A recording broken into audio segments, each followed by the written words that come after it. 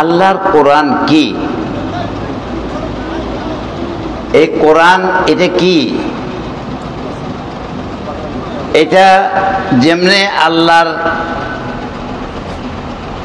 ইয়ে থেকে বেরে লৌহে মাহফুজ এখান থেকে এ পর্যন্ত আসছে, এটার মধ্যে কোনো পরিবর্তন হয় নাই। আজকে কত বছর পর্যন্ত? 1400 বছর ধরে একবার, এর মধ্যে কোনো পরিবর্তন হয় নাই। যত বই আছে সবটার মধ্যে পরিবর্তন হয়েছে, বেশ কম হয়েছে না? কিন্তু কোরআন এটার মধ্যে বেশ কম হয় নাই।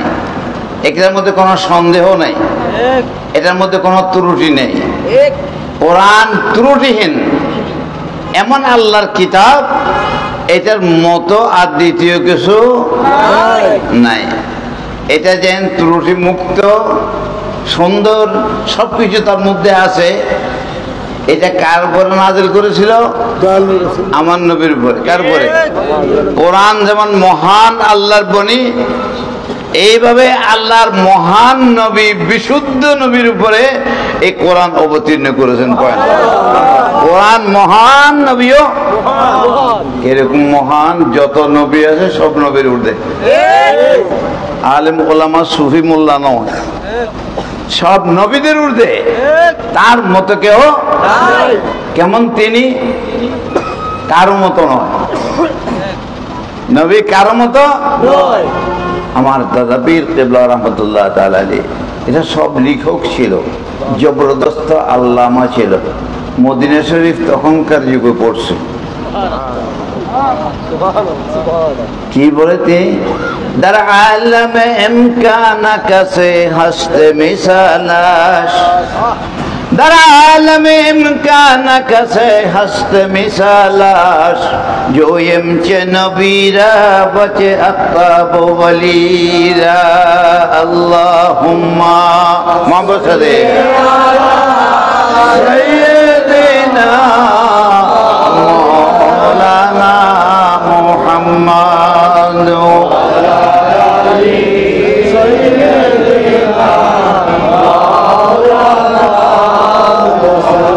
সৃষ্টি জগতে নবীর তুলনা।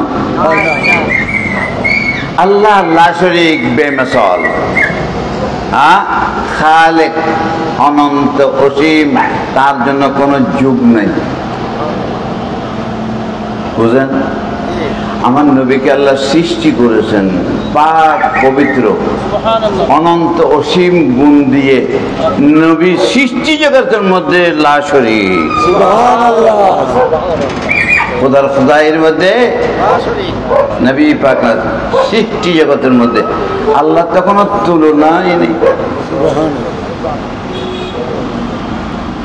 তাহলে মহান কোরআন, তুলনাহীন কোরআনের জন্য শিক্ষক দিয়েছেন আল্লাহ, তুলনাহীন নবী। তাহলে এটার মধ্যে পড়ান্য যেমন, কিতাব যেমন, পড়ান্য এটা পড়ি সাহাবায়ে কেরাম বহুদূর পর্যন্ত গেছেন। কিছুদিন আগেও সাহাবায়ে কেরামের কয়েকজনের বডি কবর থেকে খুলছে 1400 বছর পরে। এজ ইট ইজ রয়ে গেছে, কোনো পরিবর্তন হয় নাই। চোখও খোলা আছে, বালু পড়ে নাই, নাকও ঠিক আছে। খালিদ ইবনে ওলীদের এখানে শহীদ শাহজাদের তলবার আঘাত, রক্ত এখনো ঝরতেছে। 1400 বছর পরে এমন থাকে? হ্যাঁ, এমন দর্শন কোথাও আছে? আমার নবীর এই দর্শন আপনার যদি চিরজীবী হয়ে যেতে চান ইজ্জতে সম্মানে, তাহলে নবীর আদর্শকে আপনাকে নিতে হবে, মানে নবীকে মানতে হবে। ঠিক না বেশি? নবীকে মানতে হবে। সবার কিছু না কিছু ভুল থাকবে না তা নয়, কিন্তু নবীর আল্লাহ ভুল করতে দেয় নাই। সহজতা দেওয়ার জন্য ভুলগুলো সংশোধন করে দিয়েছে আমাদেরকে। নবীর ভুল নয়, আমরা যেন ভুল করলে যেন চলতে পারি, সেই জন্য সেগুলো সংশোধন করে দিয়েছে আল্লাহ। তো কাজেই ওই নবী পাক সাল্লাল্লাহু আলাইহি ওয়াসাল্লামের কোরআন আসছে নির্ভেজাল, নবীর নির্ভেজাল, নবীর খাঁটি উম্মত যারা তারাও নির্ভেজাল। আল্লাহর বলিরা নির্ভেজাল, আল্লাহর রোজা সাহাবায়ে কেরাম নির্ভেজাল। ঠিক না? ঠিক। আওলাদের রাসূল আরো নির্ভেজাল পয়েন্ট। তাহলে আমরা এদের পক্ষে থাকতে হইব, কোরআন মানতে হইব। ঠিক না? কোরআন মানতে হইব। শোনা শোনা কথা হইতো না, অরিজিনালি গড়ার যাইতে হইব। নবী ক বছর ইসলামের প্রচার করেছেন? না, কয় বছর? 23 বছর কোরআন অবতীর্ণ হয়েছে। এই 23 বছর এর মধ্যে কোরআন পাক তেলাওয়াত করেছে, সবকিছু করেছে। মক্কা শরীফের মধ্যে ছিলেন 13 বছর। কত বছর? আর মদিনা শরীফে 10 বছর। মোট কত হলো? 23 বছর। এই 23 বছরের মধ্যে সারা বিশ্বকে কাঁপাই দিয়েছে। এই মক্কা শরীফে 13 বছর ছিলেন। এখানে নামাজ ছিল না, রোজা ছিল না, হজ যাকাত কিছু ছিল না। শুধু নবীর পরিচয় নিতে, নবী পাক সাল্লাল্লাহু আলাইহি ওয়াসাল্লাম পরিচয় নিছে, নবীকে মানছে। কেমন মানছে? রাত্রে ওয়াইফের সঙ্গে কথাবার্তা বলতে সাবধানে নবী দেখতেছেন, সাবধানে চলো। তাহলে কাছে দূরে সবকিছু নবী দেখেন। কে দিছে এই শক্তি নবীকে? আল্লাহ দিছে। আরে নবীকে না, আল্লাহর ওলিদেরকেও সেই ক্ষমতা দিছে কোরআনে পাক। হাল আতা আলাল ইনসান হিনুম মিনাদ দারি লাম ইয়াকুন শাইআম মাযকুরা ইন্না খালাকনাল ইনসানা মিন নুতফাতিন আমশাজিন নাবতালি ফাজআলনাহু সামিআম বাসীরা। তরজমা করতে মুশকিল আপনাদের, আমার তরজমা আমি সব কিছু করে দিয়েছি আপনাদের জন্য। ইনসানকে আল্লাহ নবীর মাধ্যমে সামিউম বাসীর করে দিয়েছে। দূরের থেকে দেখে, দূরের থেকে শুনে। হযরত ওমর ফারুক রাদিয়াল্লাহু তাআলা আনহু তার খেলাফত সময় শুক্রবারে জুমার নামাজের খুতবা দিচ্ছিলেন। ঠিক না? ঠিক। খুতবা দিচ্ছিলেন, হঠাৎ করে একটা কথা বললো, ইয়া সারিয়া আল জাবাল। ইয়া সারিয়া আল জাবাল। সারিয়া একটা সেনাপতি, সে ফারস্য দেশে যুদ্ধ করতে গেছে। মদিনা শরীফের মধ্যে মেম্বারে দাঁড়ায় হযরত ওমর ফারুক খুতবা দেওয়ার সময় বললেন, ইয়া সারিয়া আল জাবাল। কেউ বুঝতে পারলেন না ব্যাপারটা কি, এই শব্দটা কেন বললো। পরে যখন নাকি সারিয়া যুদ্ধ সেনাপতি যুদ্ধ করে জয় করে আসছে, সবাই বললো, যুদ্ধের কি অবস্থা হলো, তোমাদের কি অবস্থা ছিল? বলল, অমুক দিন শুক্রবারে জুমার নামাজের সময় তুমুল যুদ্ধ চলতেছিল ফার্সিদের সঙ্গে, কিন্তু আমরা পাহাড়ের নিচে ছিলাম আর পিছনে আমাদের পাহাড় ছিল। পাহাড়ের পিছন থেকে শত্রু দল আমাদের উপর আক্রমণ করার জন্য উঠতেছিল, এটা আমরা জানতাম না। এই যদি অবস্থা হতো তা আমরা নিষ্পেষিত হয়ে যেতাম, সবাই শহীদ হয়ে যেতাম। কিন্তু ওমর কমান করতেছে আমাদেরকে ওখান থেকে 1000 মাইল দূরে থেকে। যুদ্ধের পরিস্থিতি দেখেছে হযরত ওমর, নিজের চোখে দেখছে। দেখি তার বলছে, ইয়া সারিয়া আল জাবাল, পাহাড়ের দিকে যা, শত্রু সৈন্য তোদের উপর আক্রমণ করতেছে। হযরত ওমরের কমান অনুযায়ী যুদ্ধ পরিচালনা করে আমরা জয়ী হয়ে গেছি। সুবহানাল্লাহ। হযরত ওমর ফারুক নবীকে মারতে গেছিল না, হ্যাঁ, নবীর পক্ষে নবীর গোলামি স্বীকার করি দাম কত দূর পর্যন্ত উঠছে।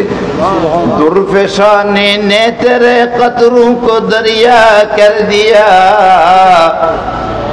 जो न थे खुद राह पर गैरों को हादी बन दिया। अल्लाहुम्मा सल्ली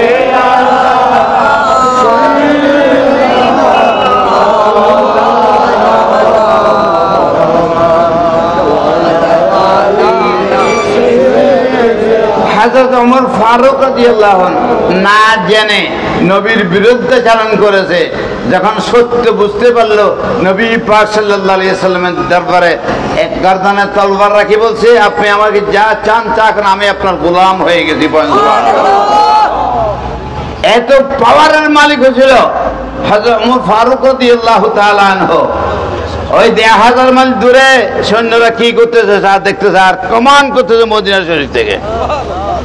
আপনার ওয়্যারলেস নাই, টিভি নাই, কিছু নাই, হ্যাঁ, মুখে কথা বলতে শুনতে এত দূরে। সেই ক্ষমতাকে এখন অর্জন করা যায় না, হ্যাঁ, সেই ক্ষমতা অর্জন করা যায় না। সেই চেষ্টা করলে, সেই রাস্তায় গেলে এখনো সেই ক্ষমতা অর্জন করা পুরাপুরি সম্ভব। সাধারণ সম্ভব নয়, পুরাপুরি সম্ভব। আর লম্বা কত দূর পর্যন্ত করবো এ বাবা ইন্না আতেনে বলছিল।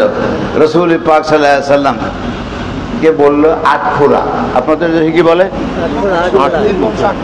হ্যাঁ, আটখোরা না বাবা, ছেলে ফেলে নাই, ব্যাগ মরে গেছে, আটখোরা। নবী পাক সাল্লাল্লাহু আলাইহি ওয়াসাল্লাম মনটা খারাপ করলেন। আল্লাহ কয়, বন্ধু সবাই আমি আল্লাহকে রাজি করতে চাই, আমি তোমাকে রাজি করতে চাই। আল্লাহকে তোমাকে রাজি করতে চাই। কুল্লুহুম ইয়াতুলুবু রিদাই ওয়া আনা আতুলুবু রিদাকা ইয়া হাবিবি। এ বন্ধু, আমি তোমাকে রাজি করতে চাই, সবাই আমাকে রাজি করতে চায়, আমি তোমাকে রাজি করতে চাই। বন্ধু তুমি কেন মন খারাপ করেছো? তোমার ছেলে নাই, সবাই চলে গেছে, আমি তোমাকে, আমি খোদাই দি যত ভালো কিছু আছে সব কিছু তোমাকে দিয়ে দিলাম। সুবহানাল্লাহ। ইন্না আতাইনাকা, আমি সব কিছু করলাম, কোনো কিছু বিনিময় নাই, এমনি সব কিছুর মালিক করে দিলাম। বেহেশতের মালিক করে দিলাম, দোজখের মালিক করে দিলাম, আসমান জমিন আরশ কুরসি লৌহ কলমের মালিক করে দিলাম। সুবহানাল্লাহ। আমি লন্ডনের মধ্যে তকরির করতেছিলাম, বিয়ানীবাজারে এক সওদাগর কয়, হুজুর যদি সব আল্লাহ নবীকে দিয়ে দিত, আল্লাহ তো বেদখল হয়ে গেছে।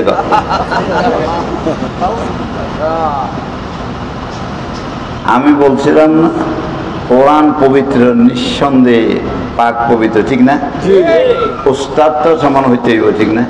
আর ওস্তাদের বেজাল দেখলেই তাহলে বেজাল বাজবো। আমি তারা জিজ্ঞাসা করলাম, বাবা দাঁড়িয়ে থাকো, বলো তোমার বাড়ি কোথায়? বিয়ানীবাজার। বাড়ি আছে? কয় না, আমার 6 তলা বাড়ি। আরে মিথ্যা কথা করছি না, গরম করে বললে করলাম একটু, মিথ্যা কথা করছি না। কথা না হুজুর আমার আছে, ডকুমেন্ট আছে। আছে তুই তাহলে তুই বাড়ির মালিক হ? আমি বাড়ির মালিক। আর তুই যদি বাড়ির মালিক হস, তো আল্লাহ তো ওই বাড়ি থেকে বেদখল হয়ে গেছে, ঠিক না?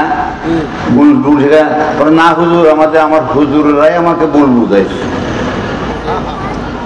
ওস্তাদ যদি শুদ্ধ হয়, ছাত্র কোনোদিন অশুদ্ধ হইতে পারে না। ওস্তাদ যদি শুদ্ধ হয়, তাহলে ছাত্র শুদ্ধ হবে। ওস্তাদ যদি 10 রকমের হয়, তো 10 রকমের ছাত্র হবে, ঠিক না? বেশি এটা বললে দেখতে হবে গোড়া। হ্যাঁ, তারপরে শিখে আল্লাহ নবীকে মালিক বানাই দিছে। আর একটা হাদিস বলে দেব, মেশকাত শরীফ, বাবু সুজুদ ওয়া ফজলি, সিজদা এবং সুজুদের ফজিলত সম্পর্কে বর্ণনা করেছেন। একজন সাহাবী রবিয়া আসলামী রাসূল পাক সাল্লাল্লাহু আলাইহি ওয়াসাল্লামের খেদমতের জন্য লাগিয়ে আছে। যেখানে রাসূল যায়, যেদিকে যায় সেখানে যায়। যেখানে রসুল ছিলেন সেখানে পানি ইত্যাদি সবকিছু ঠিকঠাক করে মেশাটি সারা রাত দাঁড়িয়ে আছে, যেন নবী পাক সাল্লাল্লাহু আলাইহি ওয়াসাল্লাম উঠতে মাত্র তাহাজ্জুদের পানি দিতে পারে, ওযুর পানি দিতে পারে, ঢিলা কলুক ঠিকভাবে দিতে পারে।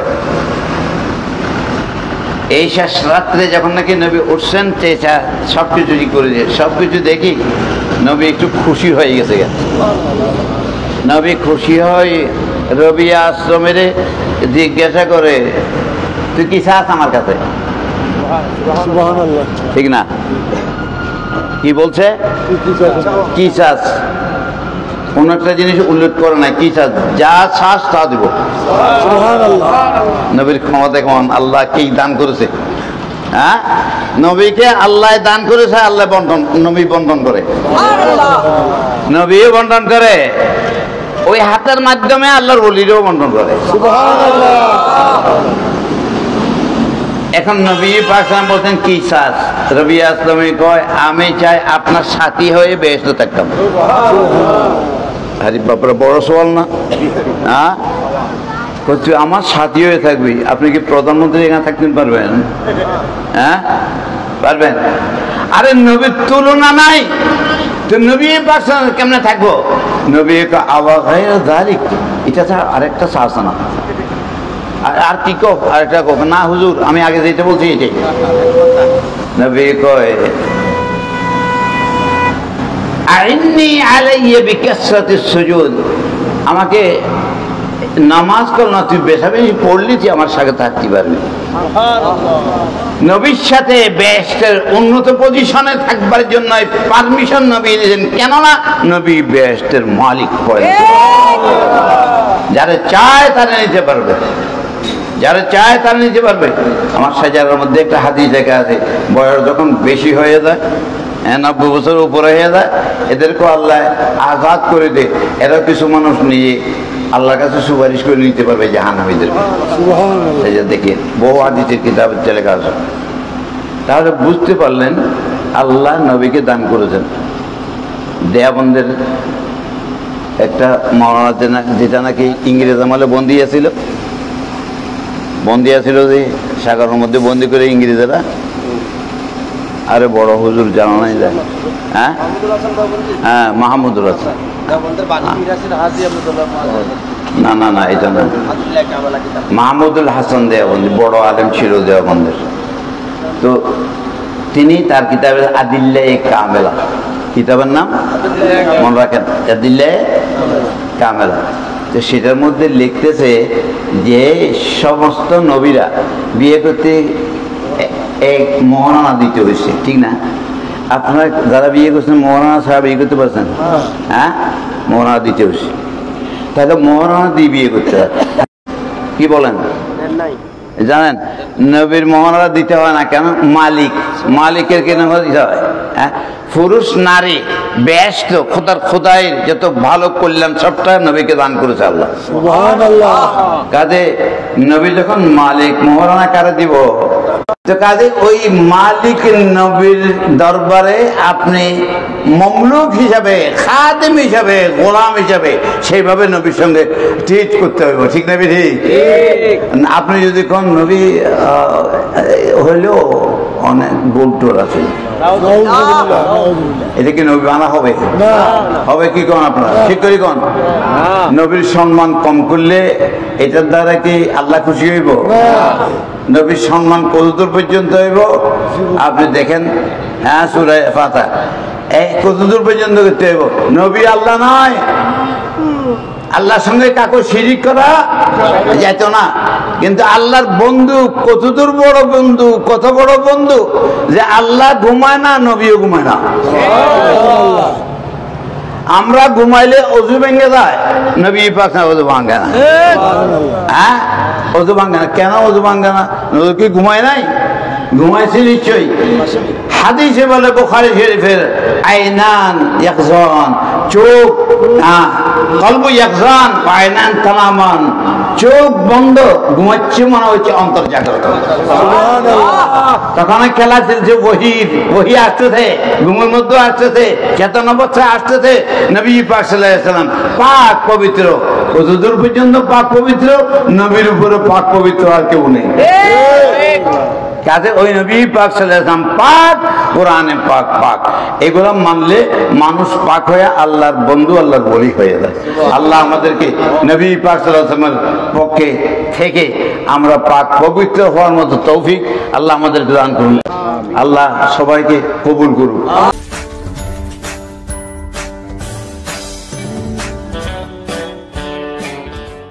আল্লাহ সবকিছু নবীরে, আল্লাহ নবীরে দান করেছে। এটা কতদূর পর্যন্ত আল্লাহ জানে, কতদিনের পর্যন্ত, কখন নবীর থেকে আবার নেব, নবীকে আবার দেব কখন। কেননা আল্লাহ কিয়ামতের দিন সব জায়গায় আল্লাহর বলি কইছে। আল্লাহর হাতেই কি মালিক, আল্লাহ মালিক হইল প্রতিটা পক্ষে আল্লাহ মালিক, কিন্তু আল্লাহ যে একজনের মালিক বানাই দেয় তাতে কেউ মানা করতে পারে? নবীকে মালিক বানাই দিয়েছে। এই আমানত চন্দ রোজে নজদে মাস در حقیقت مالک ہر شے خداست اللہم صلی علی سیدنا مولانا محمد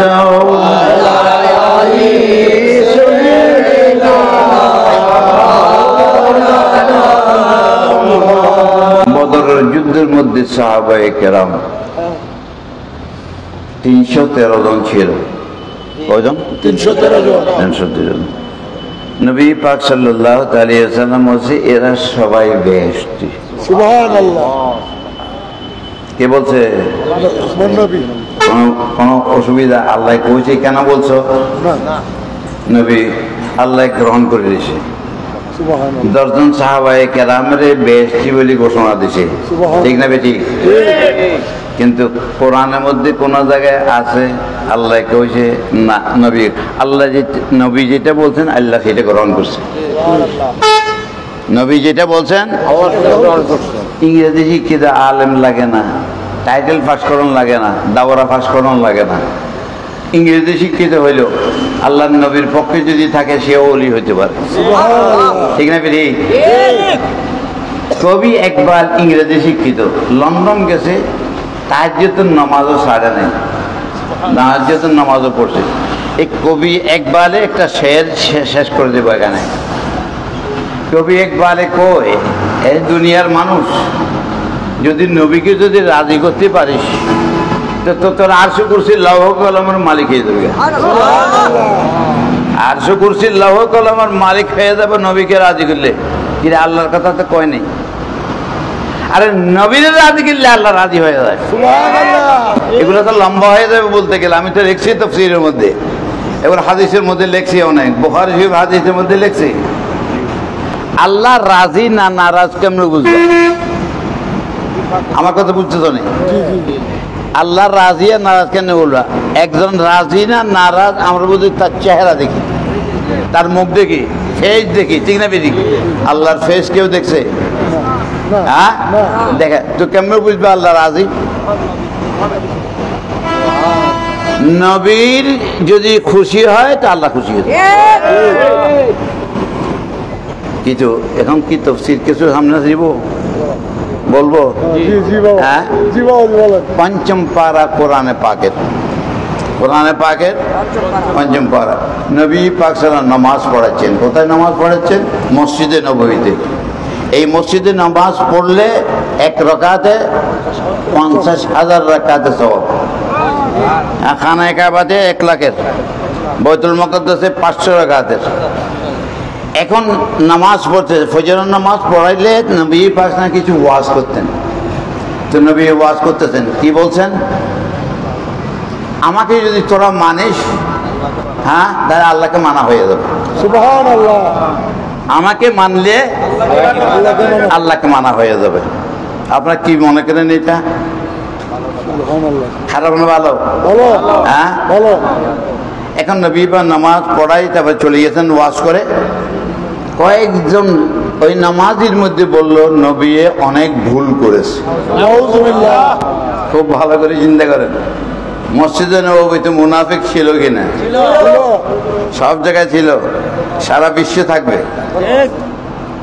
এখন নবী পাক সাল্লাল্লাহু আলাইহি ওয়াসাল্লাম সম্পর্কে আবু বকর সিদ্দিক প্রশংসা করতেছে, ওমর ফারুক প্রশংসা করতেছে। এই কয়েকটা গুটগাট কারণে ওমর ফারুককে বললো যে তোরা কি বুঝোস, নবী যা বলছে তা সত্য। এই কথাটা নবী পাক সাল্লাল্লাহু আলাইহি ওয়াসাল্লামের দরবারে পৌঁছলো। নবী পাক সাল্লাল্লাহু আলাইহি ওয়াসাল্লাম একটু পেরেশান হয়ে গেল, সহজ সরল পথ দেখাই দিলাম, আর তারা মানে এটার উপরে মানে বড় বড় কথা বলতেছে। কি বলছে তারা বলতেছে নবী পাক সাল্লাল্লাহু আলাইহি ওয়াসাল্লাম এই বলছে যে নবীকে মানলে আল্লাহকে আর মানা লাগতো না। ইনডাইরেক্ট নবী খোদাই দাবি করছে। বলেন না নাউজুবিল্লাহ। নবী খোদা দাবি করতে পারে? হ্যাঁ, এটা হতে পারে, কোনোদিন হতে পারে। তারপরে মসজিদে নববীতে নামাজ পড়ি কথাটা বলতেছে, নবী খোদা দাবি করছে। কোথায় পাবেন এটা? তাফসীরে রুহুল মানি পঞ্চম পারা, তাফসীর আপনার দেখুন, আয়াত পড়ো।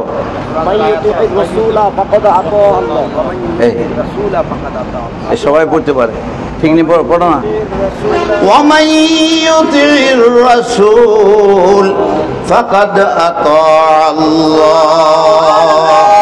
যে নরনারী রাসূলকে মেনেছে তারা আল্লাহকে মানা হয়ে গেছে। আমার নবী পাক সাল্লাল্লাহু আলাইহি ওয়াসাল্লাম পেরেশান। আমার উম্মতদের জন্য আমি সহজ সরল পথ দেখালাম, তারা আমার বিরুদ্ধে কথা বলল, অন্যায় কথা পেশ করলো। আমার নবী পাক সাল্লাল্লাহু আলাইহি ওয়াসাল্লাম নারাজ হওয়ার কারণে আল্লাহ বলে তুমি নারাজ হইও না। তারা বলছে তারা তাদের যা পাওয়ার আছে পাবে। এই বন্ধু তুমি নারাজ হইও না, তুমি যা বলছো আমি কোরআনের বইয়ের মধ্যে কিয়ামত পর্যন্ত রেশাই করে দিলাম, সাহাবার বিরুদ্ধে সবাই পড়বে। পড়ে সুবহানাল্লাহ পঞ্চবার। অমাইয়ুতির রাসূল পড়েন, অমাইয়ুতির রাসূল ফাকাদ আতা আল্লাহ। যে নরনারী রাসূলকে মেনেছে আল্লাহকে মানা হয়ে গেছে। এবার বুঝতে পারছেন এই কথাটা? নবী পাক সাল্লাল্লাহু আলাইহি ওয়াসাল্লামকে আল্লাহ যেভাবে দুনিয়াতে পাঠাচ্ছেন নবীর পক্ষে থাকবেন। প্রথম জীবন থেকে, জন্ম থেকে মৃত্যু পর্যন্ত নবীর পক্ষে থাকতে হইব। বেশকম করলে হয়তো না, মাঝখানে কারো কিছু আদর্শ মানা যাবে না। রাসূল পাক সাল্লাল্লাহু আলাইহি ওয়াসাল্লাম আদর্শ থাকতে হইব। আমরা যখন জন্ম হয়েছিলাম তখন আমাদের কানে আযান দিয়েছিল, ঠিক না? ঠিক।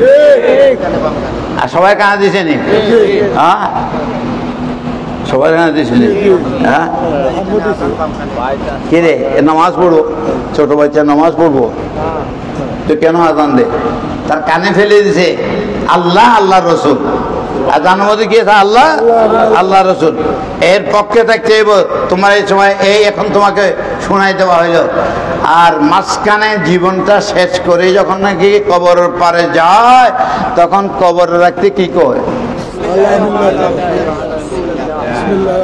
না না, এই মুরব্বীরা কি কন আপনারা কবর রাখতে? বিসমিল্লাহে মিল্লাতুর রাসূল। কেন মিল্লাতে দ্বীনুল ইসলাম কলিখিত? মিল্লাতে দ্বীন ইসলাম কন না কেন? মিল্লাতে রাসূলুল্লাহ কোছেন কেন? রাসূল তোমার জন্ম থেকে মৃত্যু পর্যন্ত মানতে হইব। আর রাসূল যা বলছে তোমার জীবনে সব বাস্তবায়িত করতে হইব, ঠিক না? ঠিক। তাহলে আপনার জন্ম থেকে মৃত্যু পর্যন্ত রাসূল ছাড়া উপায় নাই। আর কবরের মধ্যে যখন রাখা হবে, যখন কবর রাখা হবে প্রশ্ন করা হবে নাকি? কি প্রশ্ন করবে? কয়টা প্রশ্ন? তিনটা প্রশ্ন। বাবারা কি কোন না, আপনার যুবকেরা তো ভালো করে জানা দরকার।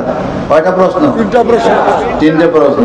লোকজন যখন সরে যাবো বা দাফন করে তাকে বসাইব দুইটা ফেরেশতা মুনকির নাকির। আজ জিজ্ঞাসা করবো মার রব্বু, তোমার রব কে? তোমার কে খাওয়াইছে, চালাইছে, পড়াইছে, এই জীবন দিয়েছে, সব কিছু যদি কে? হে কবর রব্বি আল্লাহ। হয় এটা সবাই কয়। এরপরে বলবো দেখে আমার দিনু, তুমি কোন পথে চলতা, কোন ডালের চলতা, কোন আইডিয়ার লজির উপরে চলতা, তোমার তরিকা কি ছিল চলার? হে কবে দিন ইসলাম, ইসলামের রীতি অনুযায়ী চলতাম, ঠিক না? বিধি এই যখন নাকি দুইটা দিল, এটাই তো সবাই কয়। হ্যাঁ, আর বাকি এখন আর একটা ইসলাম কে শিখিয়ে দিয়েছে আমাদেরকে? নবী কে শিক্ষা দিছে?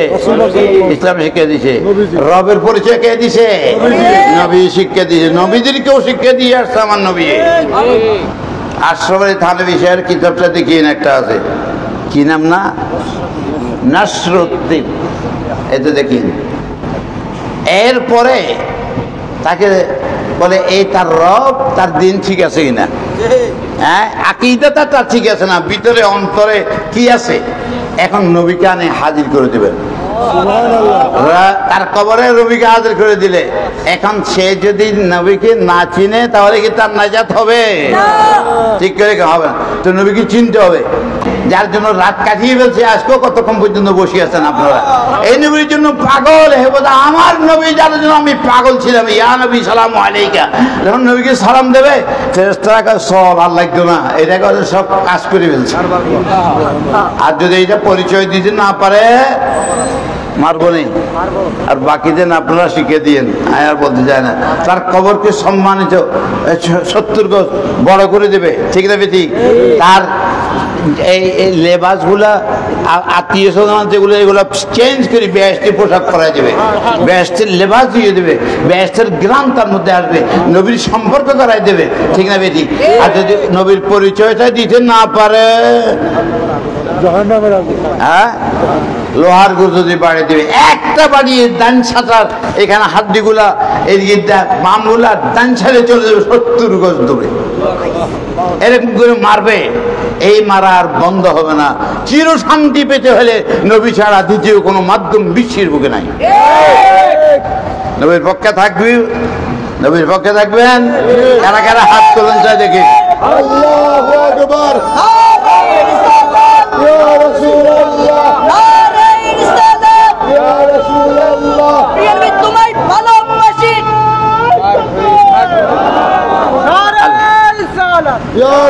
আলহামদুলিল্লাহ। সাহাবায়ে কেরাম কেমন পাগল ছিলেন, হ্যাঁ, নবীর পেশাব মুবারক পান করে ফেলছে, বেহেশতে সুসংবাদ পাচ্ছে, নবীর খুন মুবারক যেগুলো সিংহে দিয়ে বাই করছে সেগুলো খেয়ে ফেলছে, নবী বেহেশতে সুসংবাদ দিয়েছে, ঠিক না বেটি? আল্লাহ নবীকে সব দান করেছে। নবীর পথে চললে কি গরিব হয়ে যান আর দরি হয়? হ্যাঁ, তাহলে খালি কি এই অন্যান্য পথ অনুসরণ করলে ধনী হয়? হ্যাঁ, নবীকে মানলে দিন দুনিয়ার ধনী, আখিরাতের ধনী, কবরের ধনী, সব জায়গায় ধনী। আল্লাহ আমাদের কবুল করুক, আমরা যেন নবীর পক্ষে থাকতে পারি, ভেদাভেদ ভুলেই সবাই নবীর পক্ষে থাকতে পারি। হ্যাঁ, আল্লাহ আমাদের সবাইকে এই তৌফিক দান করুন। আমি কারো গালাগালি করি না, কারো বদনাম করি না। আমি আমার কথা বলে থাকি কোরআন হাদিসের, ভুল থাকলে আমাকে একটু দেখাই দিয়েন।